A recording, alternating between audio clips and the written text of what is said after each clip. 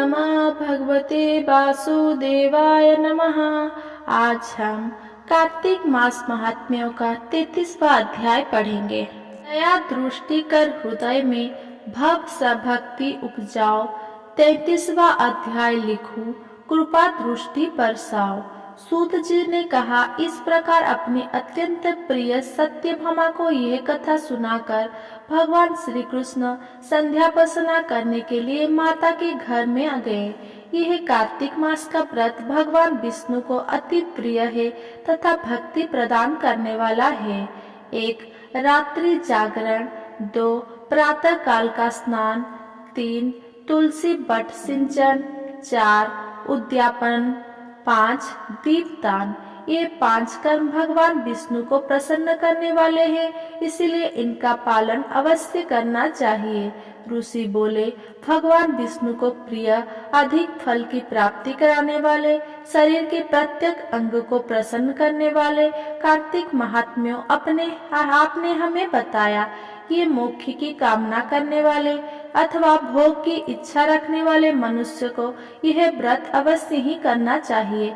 इसके अतिरिक्त हम आपसे एक बात पूछना चाहते हैं कि यदि कार्तिक मास का व्रत करने वाला मनुष्य किसी संकट में फंस जाए, या वो किसी वन में हो या व्रती किसी रोग से ग्रस्त हो जाए, तो उस मनुष्य को कार्तिक व्रत को किस प्रकार करना चाहिए, क्योंकि कार्तिक व्रत भगवान विष्णु को अत्यंत प्रिय है और इसे करने से मुक्ति एवं भक्ति प्राप्त होती है, इसलिए इसे छोड़ना नहीं चाहिए। श्री सूत जी ने इसका उत्तर देते हुए कहा, यदि कार्तिक का व्रत करने वाला मनुष्य किसी संकट में फंस जाए, तो वो हिम्मत करके भगवान शंकर या भगवान विष्णु के मंदिर जो भी पास हो उसमें जाकर रात्रि जागरण करे। यदि व्रती घने वन में फंस जाए, तो फिर पीपल के वृक्ष के नीचे या तुलसी के वन में जाकर जागरण करे। भगवान विष्णु की प्रतिमा के सामने बैठकर विष्णु जी का कीर्तन करे। ऐसा करने से सहस्त्र गायों के दान के समान फल की प्राप्ति होती है।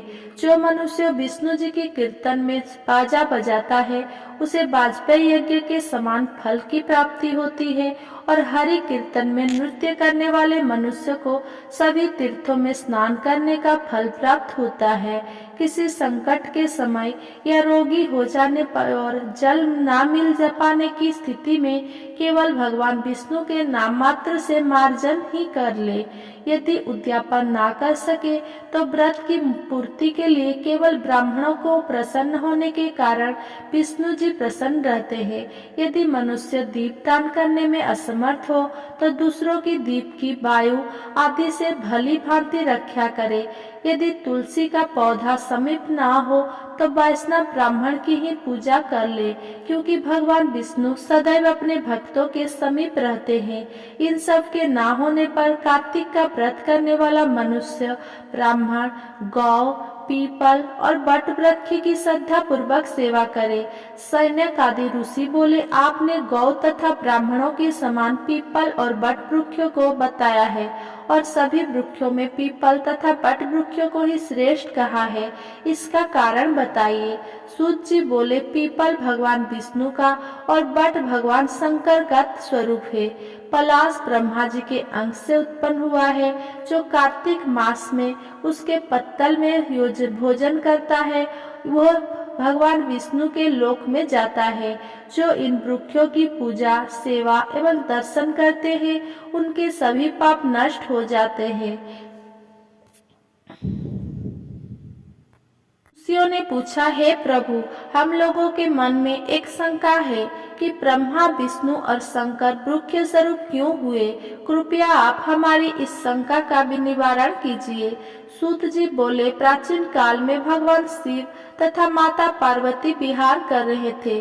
उस समय उनके विहार में विघ्न उपस्थित करने के उद्देश्य से अग्निदेव ब्राह्मण का रूप धारण करके वहां पहुँचे।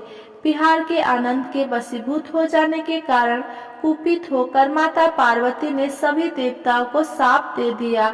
माता पार्वती ने कहा, हे देवताओं, विषय सुख से कीट पतंगे तक अनभिज्ञ नहीं है। आप लोगों ने देवता होकर भी उनमें विघ्न उपस्थित किया है, इसीलिए आप सभी वृक्ष बन जाओ। सूत जी बोले, इस प्रकार कुपित पार्वती जी के शाप के कारण समस्त देवता वृक्ष बन गए। यही कारण है कि भगवान विष्णु पीपल और शिव जी वट वृक्ष हो गए। इसीलिए भगवान विष्णु का शनिदेव के साथ योग होने के कारण केवल शनिवार को ही पीपल को छूना चाहिए, अन्य किसी भी दिन नहीं छूना चाहिए। अगर मेरा ये वीडियो आपको पसंद आया हो तो मेरा वीडियो को लाइक, कमेंट, शेयर करें एंड मेरा चैनल को सब्सक्राइब करें। धन्यवाद।